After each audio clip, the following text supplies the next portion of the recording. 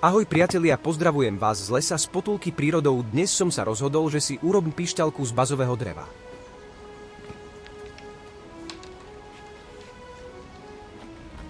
Dnes bolo dobré počasie a mal som trochu čas, tak som ZTC v prírode do prírody veľmi rád chodil.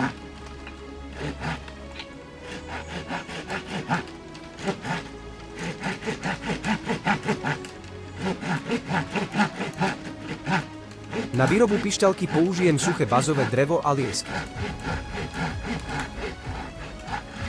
Na výrobu pišťalky môžeme použiť aj iné drevo.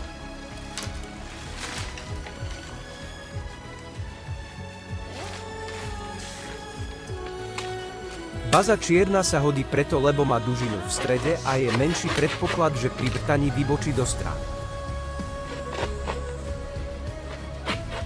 Ale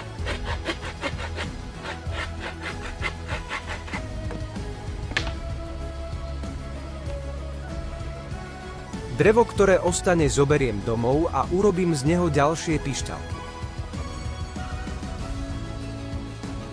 Vrtak zvaný Nebožiec. Kus bazového konára. Nasleduje vrtanie. Vrtal som desiatkom vrtakom, ale rozmer vrtaka môže byť aj iný.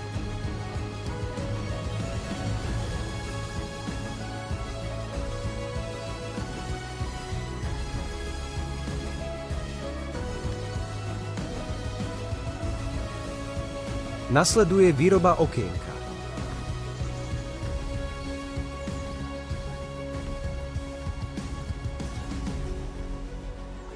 Zarežeme pilkou vo vzdialenosti približne dvakrát viac ako je priemer vrtania. Ak je vrtanie s priemerom 10 mm, tak vzdialenosť rezu je okolo 20 mm.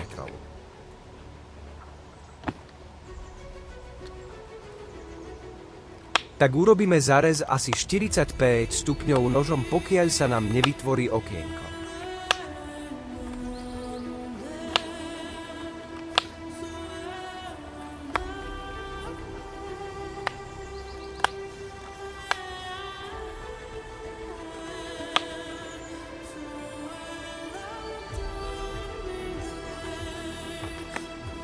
Okienko.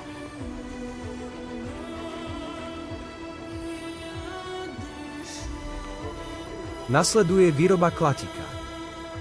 Vezmeme si z liesky konár, ktorý opracujeme nožom tak, aby vošiel do diery. Dĺžka klatika je zarovno s okienkom, to je 20 mm.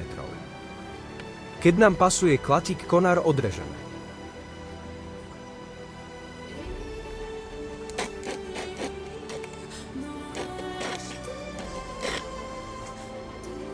Keď sme odrezali klatik, vyberieme vonku.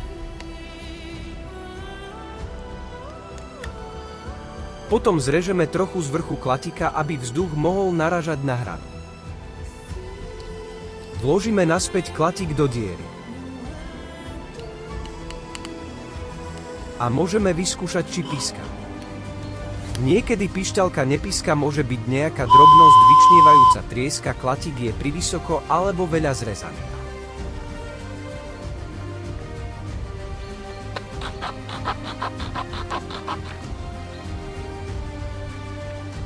Tak už píska pri príchode domov, môžeme ju dať do oleja. Pišťalka tak bude lepšie pískať.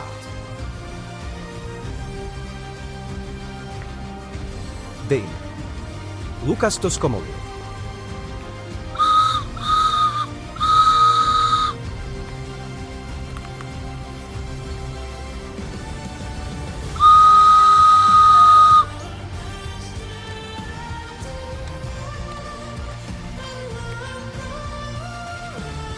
Strčíme z druhej strany kolíček a odrežeme konár.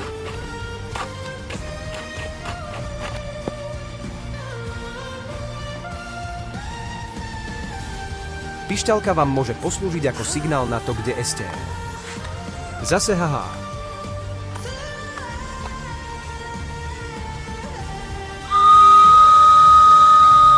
Dnes vás slovom sprevádzal PC Lukas a verím, že to je Sara.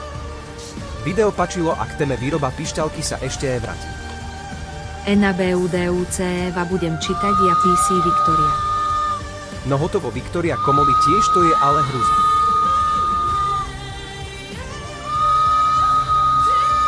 Tu som pre vás aj na budúce, dovidenia.